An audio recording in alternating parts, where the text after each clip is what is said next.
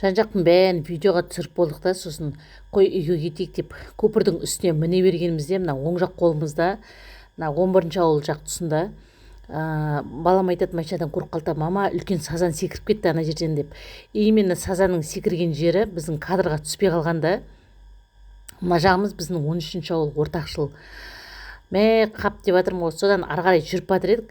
Манағы ана балықтың секіргеннің орнында андай иірім болып, судың ортасында иіріледі ғой, бүйтіп андай бір шұңқыр болып. Сондай болып тұр да, сосын мен айттым, давай тұрып қарайықшы, может ана балық қайтадан может секіретін болар деп.